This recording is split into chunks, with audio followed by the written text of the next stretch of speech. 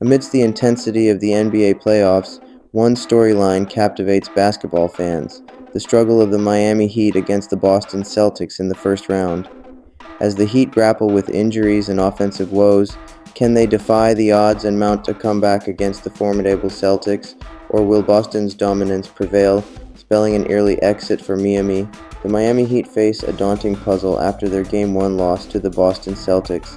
In a staggering display, the Celtics dominated the three-point line, outscoring the Heat 66-36, ultimately sealing a decisive 114-94 victory at TD Garden.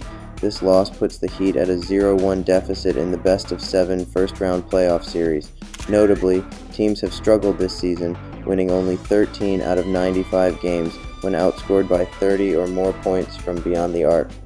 The chasm widened further until the Miami Heat's late surge in the fourth quarter, where they managed to sink 7 out of 9 attempts from beyond the arc.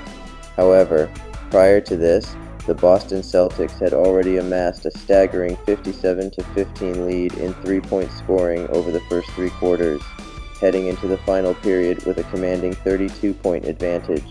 Outshooting the Heat by 12 attempts and sinking 10 more threes in total, the Celtics finished the game at 22 of 49, 44.9% from long range, equaling their franchise playoff record for three-pointers made in a single game. This game also marked just the third instance in franchise history where the Miami Heat conceded 22 or more three-pointers in a playoff game.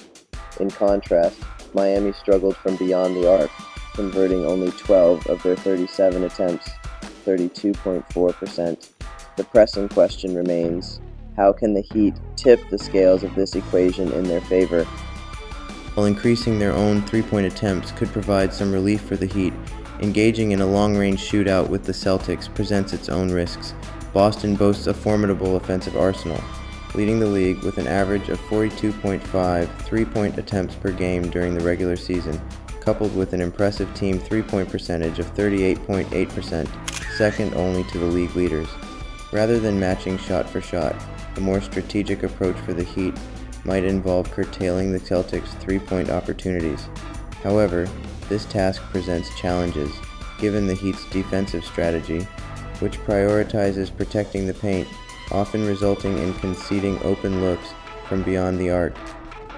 Complicating matters further, the Celtics typically deploy lineups consisting entirely of skilled three-point shooters. In Game 1, all 8 Celtics players attempted 4 or more three-pointers, showcasing their collective proficiency from long range. Kristaps Porzingis, Derek White, and Sam Hauser led the charge with 4 threes each, followed by contributions from Jaylen Brown and others, highlighting the widespread threat posed by Boston's sharpshooters. The Heat's most pragmatic approach likely lies in a blend of both strategies, intensifying their own three-point attempts while actively disrupting the Celtics' long-range game to narrow the deficit. Following Sunday's Game 1, several Heat players acknowledged hesitancy in taking open three-point shots, indicating a need for a more assertive offensive approach. Consequently, expect Miami to adopt a swifter three-point offense in their remaining games, aiming to capitalize on more shooting opportunities and address the missed chances from the previous game. Rather than exploiting open opportunities from beyond the arc, the Heat opted for 31 mid-range two-pointers in Game 1, widely regarded as less efficient compared to rim and three-point shots. In contrast, the Celtics attempted only 17 of these mid-range shots on Sunday. The defensive strategy employed by the Celtics played a pivotal role in dictating the Heat's shot selection, as they focused on single coverage against Heat center Bam Adebayo, while maintaining pressure on perimeter shooters. Consequently, Adebayo led the team with 18 field goal attempts in Game 1, reflecting the Celtics' success in dictating the Heat's offensive rhythm. Despite recent increases in his three-point attempts, Adebayo predominantly relies on mid-range shots, as evidenced by 15 of his 18 attempts falling into the non-paint 2 category on Sunday. To offset their three-point deficit, the Heat could benefit from creating additional scoring chances through offensive rebounds, capitalizing on opportunities at the free throw line, and inducing turnovers from the Celtics.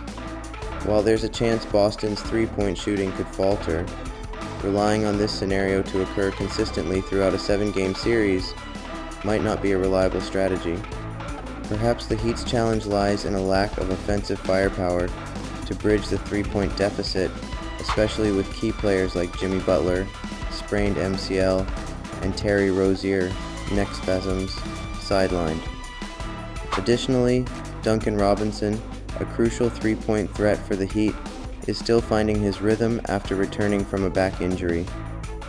The Celtics' status as heavy favorites is substantiated by their dominance, as evidenced by their commanding victory in Game 1 and their sizable 15.5-point favorite status for Game 2.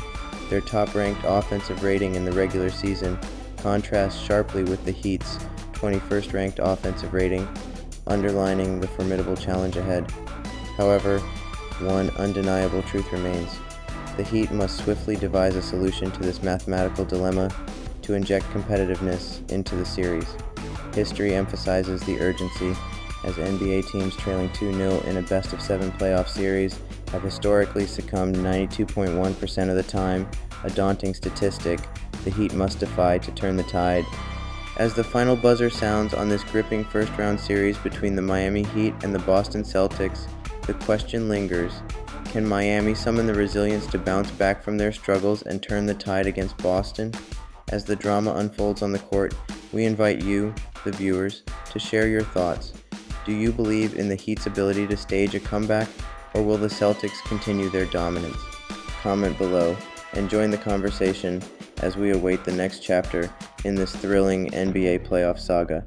And don't forget to like, subscribe, and share this video for more NBA updates. Thank you for watching.